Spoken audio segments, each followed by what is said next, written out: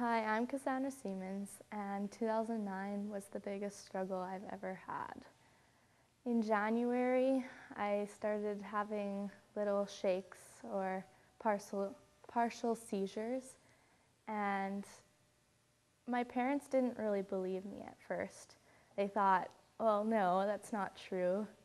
And they didn't really believe me until in the middle of February. I was playing a game with my family, and I broke out into my first seizure, and my parents had to call 911 right away. And when you wake up on oxygen, my heart just sunk, and we had to go to the specialist. He didn't believe us. He's just like, oh, well, it's just your hormones. It just kept going on. It felt like it was never ending. I kept having shakes, and I had countless more seizures. By the time he actually believed us, I was on a 2-day EEG, and on the last day, I actually had a seizure and proved that I was actually epileptic. With the medication, it made me tired. I had a little bit loss of memory, and so it made my schooling really hard. And when you have to take that medication every day, you realize that I'm going to have to do this the rest of my life.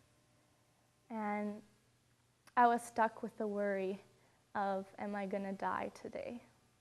And I had gone to the youth retreat to Kadesh, and Pastor Tim had talked about, are you riding the fence? Like, are you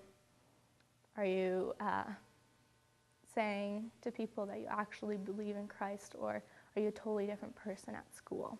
So once that retreat was done, I had rededicated my life to Christ, and I decided that I was actually going to try and make my life worth living, to go back and try your best to actually do what you promised.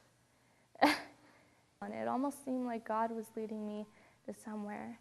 And I had 3 people in a couple weeks come to me and ask me about Christ.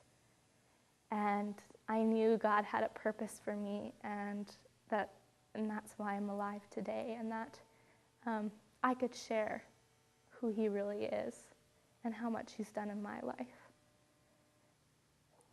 And so this has been a struggle, but also a great experience to realize that my God is actually alive in me today.